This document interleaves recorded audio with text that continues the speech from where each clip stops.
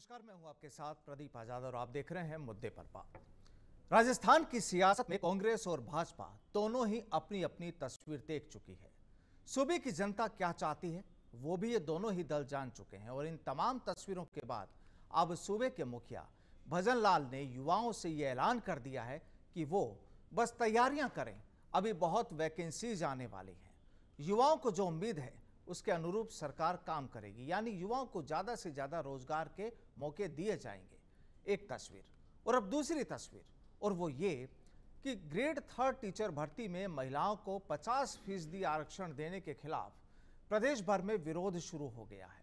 गुरुवार को जयपुर के शहीद स्मारक पर बड़ी तादाद में युवा प्रदर्शन करने पहुंच गए और जिन्हें पुलिस ने शहीद स्मारक में ही बंद कर दिया और इसके बाद प्रदर्शनकारियों की पुलिस से बहस भी हुई। जाहिर सी बात है, पुलिस ने राजस्थान युवा शक्ति एकीकृत महासंघ के प्रदेश अध्यक्ष को हिरासत में भी ले लिया। दरअसल प्रदर्शनकारी युवाओं का तर्क ये कि राजस्थान में पहले से ही महिलाओं को ग्रेड 3 टीचर भर्ती में 30% आरक्षण दिया जा रहा था और इसे बढ़ाकर बेवजह सरकार 50% पर ले गई है और इससे पुरुष अभ्यर्थी के संरक्षण की संभावनाएं कम हो गई और ऐसे में सरकार को इस नियम पर पुनर्विचार कर संशोधन करना चाहिए। बहरहाल आज इसी मुद्दे पर होगी बात और आज की इस चर्चा में हिस्सा लेने के लिए हमारे साथ मौजूद हैं भाजपा से सुमित श्रीमाल जी और आम आदमी पार्टी से संगीता गौड़ जी हमारे साथ इस चर्चा का हिस्सा रहेंगे। सबसे पहले सुमित जी आपके पास आते हैं कि जिस तरीके से एक तरफ तो कहा जा रहा है कि आप लोगों ने महिलाओं को आगे आने के लिए एक प्रोत्साहन दिया, उनके लिए आरक्षण दिया, लेकिन वहीं दूसरी तरफ युवाओं में गुस्सा। सबसे पहले क्या सोच रही कि परसेंटेज बढ़ाए आरक्षण का, और क्या मानते हैं कि युवा गुस्से में क्यों है?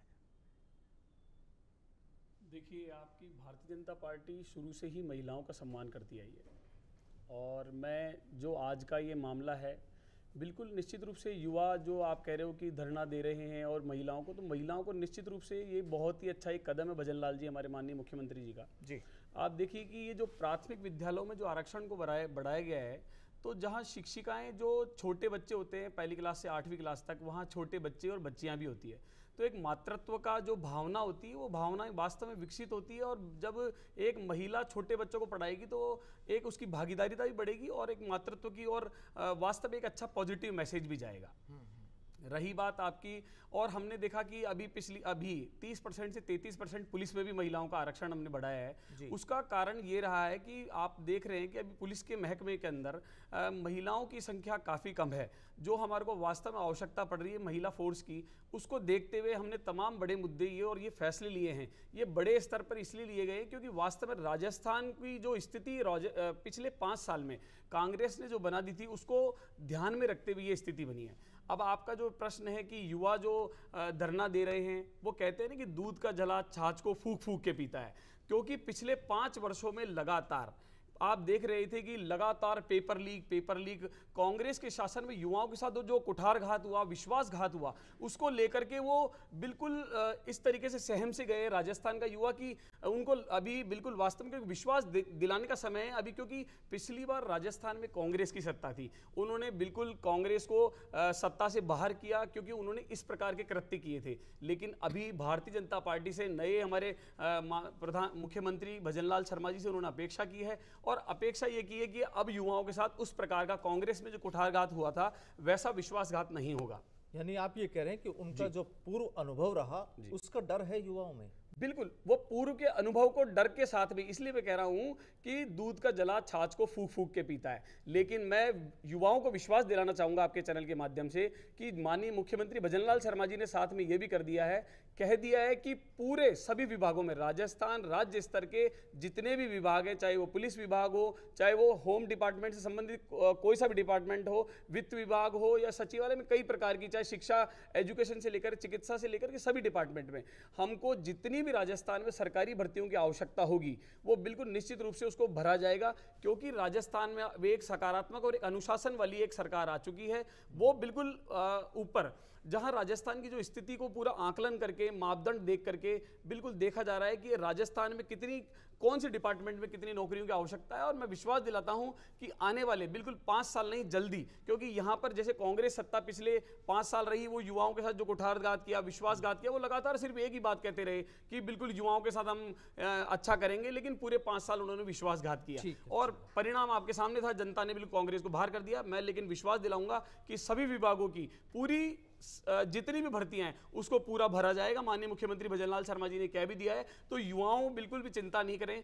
महिलाओं के साथ में युवाओं को भी पूर्ण रूप से आप तोहफा नहीं बल्कि संपूर्ण रूप से जो वो पढ़ाई कर रहे हैं, एजुकेशन ले रहे हैं, वो बिल्कुल निश्चित रूप से उनको सकारात्मक संदेश जाएगा। चलिए, कैसे अब ये सकारात्मक संदेश जाता है और कैसे युवाओं की जो इच्छा होती है वो पूरी होती है। संगीता जी, आप क्या मानते हैं कि ये जो दोनों चीजें इस वक्त सामने आ रही हैं, आप महिला भी हैं, आम आदमी पार्टी से भी जुड़ी हैं, क्या लगता है आपको? देखिए, सबसे पहले तो मैं आपका धन्यवाद देती हूँ कि आपने मुझे आमंत्रित किया। और दूसरी बात मैं ये कहना चाहती हूँ कि अगर भाजपा ही अगर इतनी नौकरियां दे रही होती, संतुष्ट कर रही होती, तो राजस्थान में डेमोक्रेसी होती ही नहीं। राजस्थान का युवा हो चाहे महिला हो, कि प्रत्येक वर्ग के लोग संतुष्ट हैं ही नहीं। आप क्यों संतुष्ट नहीं हो पा रहे, इसका आकलन तो देखो सभी को करना पड़ेगा। अभी महिला हूँ तो महिला की बात करती हूँ। सर्वप्रथम आपने 50% का तृतीय श्रेणी की महिलाओं को आरक्षण देने की बात कही है। नौकरियां हैं क्या? आप दे पाएंगे क्या? मैनिफेस्टो में आप पहले से भी बहुत सारी चीज़ें लेके आए हैं। भाजपा पहले भी बहुत सारी चीज़ें लेके आई है, तो क्या दिया है? वो सब हो पाया है? आपका युवा लाठियां खा रहा है, सड़कों पे लाठियां खा रहा है। युवाओं के साथ में आप नहीं हो, महिलाओं के साथ में नहीं हो, महिला अपराध बढ़ते जा रहे हैं। आपके शहीद स्मारक पे आपके एक परिवार बैठा है, एक मीणा परिवार का बच्ची जल गई वहाँ पे, उसके साथ में जघन्य अपराध हुआ है, वो बच्ची बैठी है, महिलाएं बैठी हैं वहाँ पे। आपने क्या कर लिया वहाँ पे जाके? भजनलाल जी खुद जाते, मैं तो कह रही हूँ भजनलाल जी को खुद को मुख्यमंत्री जी, मुखिया है हमारे, उनको जाना चाहिए, उस बच्चे को संज्ञान में लेना चाहिए, उसके परिवार को संज्ञान में लेना चाहिए। नौकरियां तो बाद की बात है, पहले आप जाके अपराध तो देखिए, जो महिलाओं पे उत्पीड़न हो रहे हैं उनको तो देखिए। आप नौकरियां देने की बात कर रहे हैं, नौकरियां तो मिल जाएगी। अब बेचारी महिलाओं को, तृतीय श्रेणी की महिलाओं को आप दे रहे हैं। मैं भी महिला हूं, बहुत अच्छी बात है, महिलाओं को आगे बढ़ा रहे हैं, बहुत खुशी की बात है। लेकिन ये तथ्य कहां तक सही साबित होता है, बस इसी बात को मैं कहना चाहती हूं कि पहले महिलाओं पे अपराध और उन पे अत्याचार वो खत्म करवाइए, उसके बाद में नौकरियां बांटिए, फिर नौकरियां बनाइए। पहली बात तो आपको नौकरियां बनानी पड़ेगी, वो पद बनाने पड़ेंगे। और कहां पे देने वाले हैं? 50% का आरक्षण आप देना चाह रहे हैं, तो पहले तो ये बताइए नियुक्तियां कब से शुरू हो रही हैं? ये तो मैनिफेस्टो हो, जो कोई भी नेता हो, सब अपनी अपनी बात कहते हैं, ठीक है, और ये सब जुमलेबाजी है, शुरू से देखते आए हैं। नीट के एग्जाम देख लीजिए, इंपॉर्टेंट दिन होता है, इलेक्शन का रिजल्ट होता है जिस दिन, आपने 10 दिन पहले 14 तारीख को जो नीट के एग्जाम के रिजल्ट्स आने वाले थे, आपने 10 दिन पहले कर दिए। क्यों भाई? कौन सी धांधली छुपाना चाह रहे थे आप? क्या करना चाह रहे थे आप?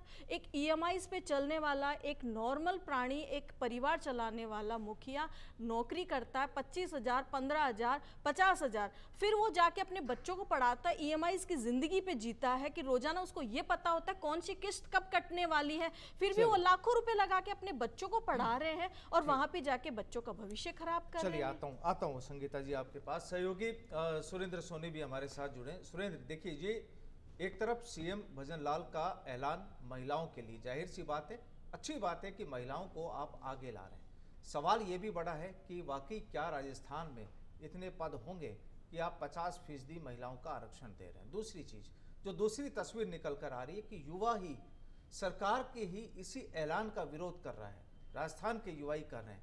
क्या उन्हें यह मंजूर नहीं कि महिलाओं को आरक्षण मिले? क्योंकि उन युवाओं का कहना ये कि हम कहां जाएंगे, अगर 50% आपने महिलाओं को दे दिया तो बाकी का जो यूथ है, पुरुष जो अभ्यर्थी है, वो कहां जाएगा? बिल्कुल, सवाल बड़ा महत्वपूर्ण है और इस सवाल के पीछे बड़ी सियासत भी छिपी हुई है। हालांकि सदियों से जो देश रहा है वो पुरुष प्रधान देश रहा है, लेकिन धीरे धीरे हालात बदलते जा रहे हैं। आज स्थिति ये है कि आप देखिए कि पुरुषों से ज़्यादा हर सेक्टर में महिलाएं अपना योगदान निभा रही है, चाहे वो धरती से लेकर के आसमान तक हो, चाहे फिर वो चांद तक हो। लेकिन यहाँ पर जो तमाम राजस्थान में जो तस्वीरें बनती जा रही है, वो धीरे धीरे एक विकराल रूप लेती जा रही है। हालांकि यहाँ पर अब भजन सरकार को एक बड़ा एक्शन लेने का वक्त आ गया है।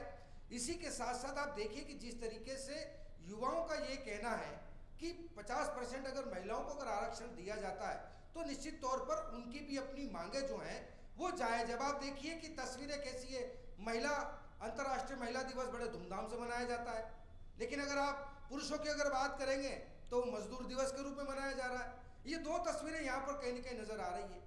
अब आप देखिए कि पुरुषों को किस तरीके से दरकिनार किया जा रहा है। अब कानून भी जो है वो महिलाओं के पक्ष में बोलता जा रहा है, पुरुष को बिल्कुल दरकिनार किया जा रहा है। तो कहीं न कहीं युवाओं को लग रहा है कि अगर लगातार अगर महिलाओं को बढ़ावा देने की अगर मोदी की अगर जो मंशा है, भजन लाल शर्मा की जो मंशा है, अगर ये महिलाओं को लेकर के ही अगर इस तरीके से आगे बढ़ेंगे, क्योंकि बीजेपी सरकार महिलाओं को अपना खासा वोटर्स बनाना चाहती है। क्योंकि अब आप देखिए कि विधानसभा चुनाव हो चाहे लोकसभा चुनाव हो, सबसे ज्यादा मतदाता महिलाएं थी और महिलाओं ने सबसे ज्यादा रुझान जो है वो बीजेपी को दिए हैं। तो कहीं ना कहीं बीजेपी पार्टी महिलाओं की तरफ झुकती हुई नजर आ रही है। यहाँ पे एक बड़ी तस्वीर ये नजर आई।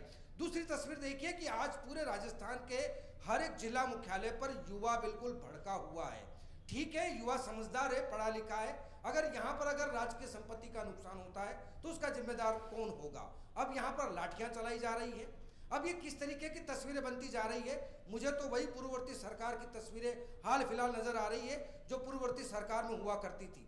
लेकिन यहाँ पे एक सबसे बड़ा जो स्टेप उठाना है सरकार को वो यही है कि आप देखिए कि तमाम जितने भी गवर्नमेंट्स विभाग हैं यहाँ पर आज भी संविदा में कई 3 सरकारों से लगातार संविदा प्लेसमेंट एजेंसी इनके जरिए जो है वो यहाँ पर सरकारी नौकरियों को दरकिनार करके प्राइवेट एजेंसी में इनको तब्दील किया जा रहा है। लेकिन यहाँ पे भी बड़ा भ्रष्टाचार हो रहा है। लेकिन सबसे पहले तो ये कि 6 महीने से अधिक का वक्त हो चुका है।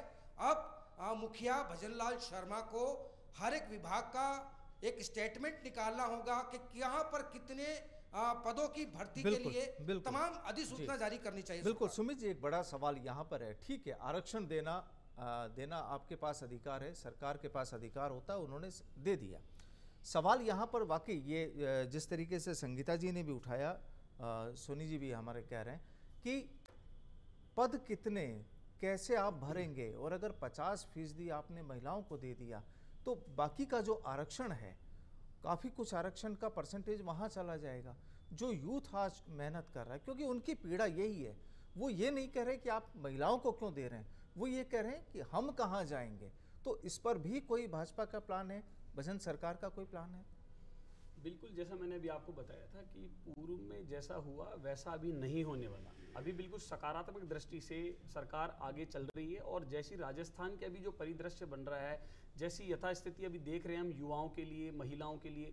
फॉर एग्जाम्पल आप एक छोटे से उदाहरण से समझिए कि जब पहले पिछली बार की किसी भी सभी डिपार्टमेंट को मिला के माना कि अपन ने की 100 भर्तियां निकल रही है, लेकिन अभी वो भर्तियां निश्चित रूप से 100 की जगह 200-250 निकलने वाली है। तो जो अभी जैसा भजनलाल जी ने आज बिल्कुल कहा है कि जितने भी विभाग हैं, सभी विभागों के जितने पद खाली पड़े उनको लगातार बिल्कुल सभी पदों को भरे जाएंगे।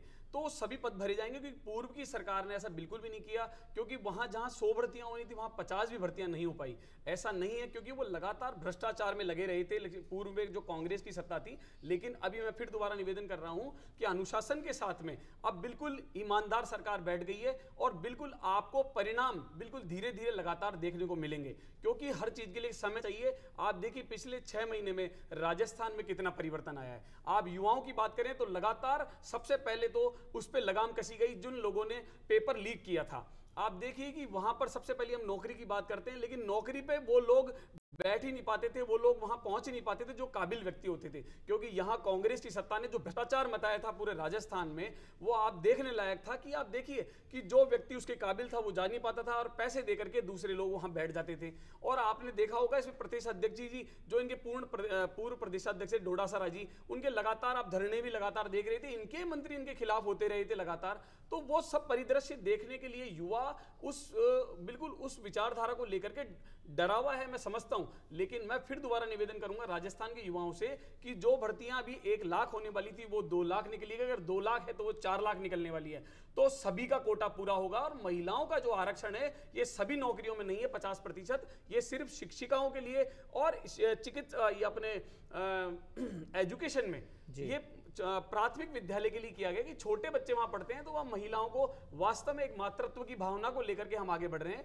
और पुलिस में 3% की वृद्धि जो की गई है ये मापदंडों को देख करके ही की गई है, ये सिर्फ हवाई नहीं है, बिल्कुल अनुशासन के साथ है। माननीय मुख्यमंत्री भजनलाल शर्मा जी लगातार आगे बढ़ रहे हैं। पिछले 6 महीने में आपने परिवर्तन राजस्थान में देखा है और अगले मात्र 6 महीने में, हम 5 साल की बात नहीं कर रहे, मात्र 2024 के अंदर जिस प्रकार की कांग्रेस के प्रवक्ता और आपके प्रवक्ता जो भी एंटी पार्टियां हैं वो जो बात करती है वो बिल्कुल खत्म हो जाएगी। और जैसा बिल्कुल अभी मेरी साथी इन्होंने आम आदमी पार्टी के प्रवक्ता जी ने भी स्वीकार कर लिया कि महिलाओं का आरक्षण वास्तव में ठीक है, लेकिन हम बात करते हैं दुष्कर्मों की, हम बात करते हैं महिला अत्याचार की। तो महिला अत्याचार की तो मैं आपको बिल्कुल राजस्थान जानती, देखो ये जनता भोली जरूर है लेकिन मूर्ख नहीं है। आप देखेंगे कि पिछले 5 साल में जो राजस्थान में हुआ था वो कई बिल्कुल आप देखेंगे कि तो यहाँ पर अपराध पर बिल्कुल लगाम लगाई जा रही है, भर्तियां करी जा रही है पुलिस में। और लगातार जो थाने में जो हमको जो यहाँ पर जैसे एक फॉर एग्जांपल अभी मैं रामगंज थाने की बात बता रहा हूँ, वहां पर नफरी लगभग 95 लोगों की थी, होनी चाहिए थी, पिछली सत्ता में वहां पर लगभग 30 लोग ही मौजूद हैं। तो ऐसा अभी इन पदों को भरने के बाद बिल्कुल अपराध पे लगाम लगाई जाएगी और आप देख भी रहे हैं लगातार लगाम लग भी रही है, चाहे वो युवाओं के लिए पेपर लीक की बात हो, चाहे से अपराध की बात हो, चाहे चिकित्सा क्षेत्र की बात हो। सुमित जी, आप कह रहे हैं कि चाहे 2 लाख की जगह 4 लाख भर्तियां करनी पड़े, पहली बात।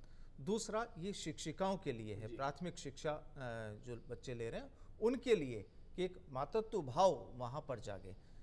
एजुकेशन डिपार्टमेंट की अगर हम बात करें तो वहाँ पर जो वैकेंसीज होती हैं वो आपकी फिक्स होती हैं कि एक स्कूल में आप कितना टीचर देंगे, वहाँ के बच्चों की तादाद पर भी होती है, इलाके की हिसाब से भी होती है जी। अब वहाँ पर जो फिक्स हो गया, अगर किसी स्कूल में मान लीजिए आपने 10 टीचर लगाने हैं, अब 10 टीचर में भी कैटेगरी होगी, उसमें स्पोर्ट्स के अलग होते हैं, लाइब्रेरियन के अलग होते हैं, तमाम अलग अलग विषयों से।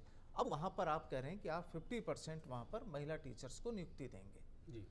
बाकी का जो परसेंटेज बचा, क्योंकि युवाओं का यही तो कहना है कि बाकी का जो परसेंटेज बचा उसमें दूसरे लोग भी आरक्षण होंगे, विकलांग आरक्षण भी होता है, दूसरे और भी आरक्षण होते हैं। अब वो युवा कहाँ जाएगा, पहली चीज़। दूसरा, आप कह रहे हैं कि 2 लाख की जगह हम 4 लाख कर देंगे, क्या यहाँ पर आपको लगता नहीं कि बजट भी सरकार के पास होना ज़रूरी होता है? क्योंकि बहुत विभाग ऐसे हैं कि जहाँ पर आज भी काफ़ी कुछ पेंडेंसी लगातार वहाँ पर और कई सालों से चल रही है। वहाँ बीजेपी का शासन था तब भी पेंडेंसी चल रही थी, कांग्रेस का रहा तब भी चल रही थी, सरकारें कोई भी हों, काफ़ी विभाग आज हैं जहाँ पर लोग नहीं हैं। आपने पुलिस की बात की, पुलिस विभाग में बहुत वैकेंसीज पेंडिंग है, क्योंकि वो उसकी जो वजह बताई जाती है वो बजट को लेकर भी बात कही जाती है। उसका फार्मूला क्या होगा?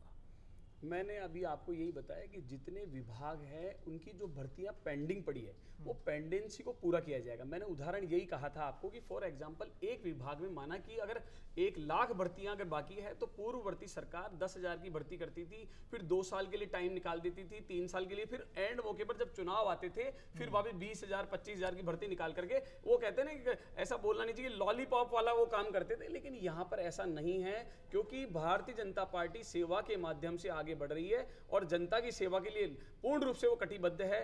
और आप देख रहे हैं केंद्र सरकार को बजट का क्या करेंगे? बिल्कुल बजट तो आदमी, मैंने आपको बताया ना कि जहां जिस डिपार्टमेंट जितनी भर्तियां होनी है उतनी ही भर्तियां होगी, लेकिन जो खाली पड़ी है वो तो लापरवाही प्रशासन की थी ना, वो लापरवाही तो बिल्कुल पिछली पूर्ववर्ती सरकार की थी, वो लापरवाही हम करेंगे नहीं और पूरी सीटों को भरेंगे तो युवाओं को रोजगार मिलेगा। तो संगीता जी, अब पूरा रोजगार मिलेगा महिलाओं को भी जी, क्या मानते हैं आप संगीता जी? ये सिर्फ जुमलेबाजी है, महिलाओं को पहले भी कुछ नहीं मिला है और अभी भी नहीं मिलेगा, ये सब कहने की बातें हैं। और मेरे साथी जो भाजपा से आए हैं प्रवक्ता, मैं उनसे कहना चाहती हूँ कि इस मंच के माध्यम से आप डबल तिबल जो बता रहे हैं कितनी भर्तियाँ हो सकती है, क्योंकि आप भी प्रवक्ता ही हैं, आपके पास भी राइट्स नहीं है। आप ये कह सकते हो कि भाई ये हो सकती है आगे आने वाली योजनाएं।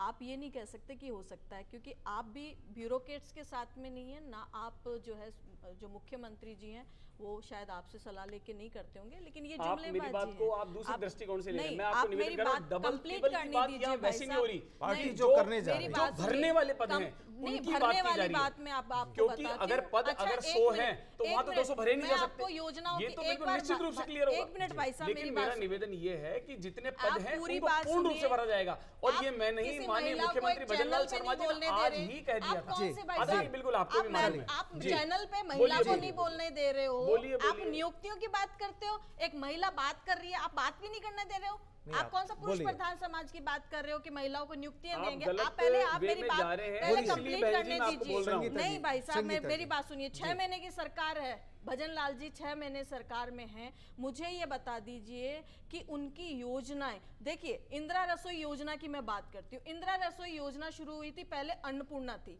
अन्नपूर्णा रसोई के अंदर सिर्फ एक डब्बे में खाना खिलाया जाता था लिमिटेड लोगों को, जिसमें डस्टबिन में एक डिस्पोजल की तरह से, आपको मैं बताना चाहती हूँ एंकर जी कि उनको लाभार्थियों को खिलाया जाता था और वो कचरा इस तरह से हो जाता था।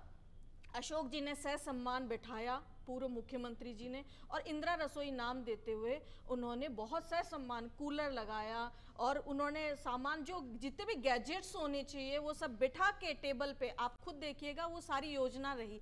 800 लाभार्थियों को डेली खाना खिलाया जाता था। ठीक है, क्या किया 6 महीने में? 800 से 400 कर दिया। अरे कौन सी रोजगार की बात करते हैं? वो गरीब आदमी जो गांव से आता है, वहाँ रसोईया खाना बनाने के लिए आ रहा है, बर्तन मांजने के लिए आ रहा है, वहाँ पे जिन एनजीओज को, जिन लोगों को ये रसोइयाँ दी गई थी, वो लोग रोजगार के लिए इतनी दूर दूर से आए, आपने 400 कर दिया। 800 से आपने 400 कर दिया। कौन से रोजगार की बात करते हैं? वो बेचारे गाँव में जाना पड़ गया उनको, वो उनके गाँव में खेती बाड़ी नहीं, पहले से लोन चल रहे हैं किसानों के, वो खेती में काम नहीं कर सकते, वो यहाँ पे शहरों में आके पलायन कर के कुछ काम करना चाहते थे। आपने 800 से 400 कर दिया। थोड़ी सी अपनी योजनाओं को तो देखिए, बस इसलिए कि वो योजना को बहुत सुंदर तरीके से अशोक जी ने पेश किया था, इसलिए उसको बर्बाद कर देना। आप लाभार्थियों को, गरीब आदमी को तो देखिए कि भूखा नहीं सोएगा, ये एक तरीके से एक स्लोगन बनाया गया था। आप रोजगार की कहा, महिलाओं की बात है तो देख लेंगे कि एक कहावत है मारवाड़ी की, नाई नाई बाल कितने कि गिरेंगे तब देख लेना जजमान, हम भी देख लेंगे। मैं भी महिला हूं और मेरे को तो सबसे ज्यादा खुशी होगी अगर 50% दिया जाता है तो मेरे को बहुत खुशी होगी। लेकिन जो दूसरी और भर्तियां हैं उनमें भी अगर मिल जाए तो मेरा निवेदन है, आप यहाँ पे इस मंच पे बैठ के आप कमिटमेंट कर रहे हैं तो मैं तो आपसे ये भी कहना चाहती हूँ कि और भी क्षेत्रों में युवा बेरोजगार बैठे हैं, उनको दिलाइए काम, उनको भी मिलना चाहिए। राजस्थान प्रबल होना चाहिए, अखंड राजस्थान बनना चाहिए कि उसके अंदर जो रहने वाले लोग हैं सकुशल रह रहे हैं, खुश हैं वहाँ पर। बिल्कुल बिल्कुल। सुरेंद्र जी, क्या लगता है कि केवल एक विभाग, वाकई क्या तमाम विभागों में ये आरक्षण व्यवस्थाएं लागू होनी चाहिए? देखिए, जिस तरीके से आज हम तमाम विषय पर जिस तरीके से चर्चा कर रहे हैं तो बात इतनी सी है कि अपनी अपनी डफली और अपना अपना राग। अब आप देखिए कि लगातार किस तरीके से बीजेपी, अभी भी बीजेपी को समझना होगा कि वो भजन सरकार में है, भजन सरकार आ गई है। अब विपक्ष को कोसना दूर करे, क्योंकि जब भी अगर कोई बात होती है तो विपक्ष को लेकर के पहले जो है वो उनको टारगेट किया जाता है। वो कहा जाता है कि गांव बसानी लुटेरे पहले ही तैयार हो गए। अब आप देखिए कि किस तरीके से वर्तमान की तस्वीरें बनती जा रही है। यहाँ पर युवाओं का सिर्फ आक्रोश जो है, उस आक्रोश को भजन सरकार को समझना होगा, समझ करके एक तय मापदंड तय करना होगा, एक रूट ग्रास लेवल बनाना होगा, एक मैप बनाना होगा, और उस मैप के साथ में तमाम जो अलग अलग वर्ग के जो खांचे अगर सेट हो रहे हैं तो उन खांचों के जरिए इस उबलती आग को भजन सरकार को ठंडा करना पड़ेगा, वरना ये आग दिन ब दिन बढ़ती जाएगी, युवा सड़कों पर होगा। दूसरी तरफ देखिए कि लगातार तपिशी पारा लगातार तपता भी जा रहा है। युवा अगर 40 डिग्री 45 डिग्री में अगर इस तरीके से अगर राजस्थान की सड़कों पर अगर आक्रोश अपना जाहिर करेगा तो निश्चित तौर पर तस्वीरें बदलती हुई नजर आएगी। तो बिल्कुल देखिए, भजन लाल सरकार ने 6 महीने के बाद ये जो 2 बड़े ऐलान जो किए हैं, जाहिर सी बात है, अच्छी बात है कि महिलाओं के सहारा देने के लिए, उन्हें आगे बढ़ाने के लिए सरकार का ऐलान तो बहुत अच्छा है। लेकिन अभी जो किसी पर्टिकुलर एक विभाग में किया गया है, जाहिर सी बात है कि राजस्थान की महिलाएं ये भी चाहती हैं कि दूसरे और विभागों में भी अगर यही आरक्षण व्यवस्थाएं लागू हों तो उन्हें काफ़ी मदद मिलेगी।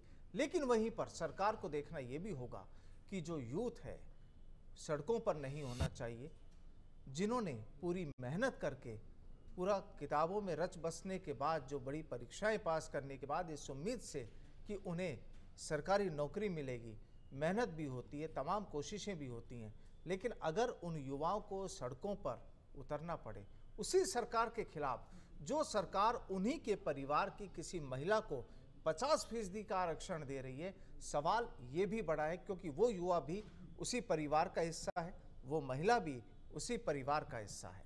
बहरहाल आने वाले वक्त में अब सरकार और क्या नए ऐलान करती है महिलाओं के लिए भी, युवाओं के लिए भी, क्योंकि ये एक बात तो बिल्कुल ठीक है कि राजस्थान मजबूत होना चाहिए, प्रबल होना चाहिए और विकास करने वाला होना चाहिए। यहाँ पर सियासत की कोई गुंजाइश नहीं। बहरहाल बहुत बहुत शुक्रिया संगीता जी, सुमित जी हमारे साथ जुड़ने के लिए, आज की चर्चा में हिस्सा लेने के लिए। नमस्कार।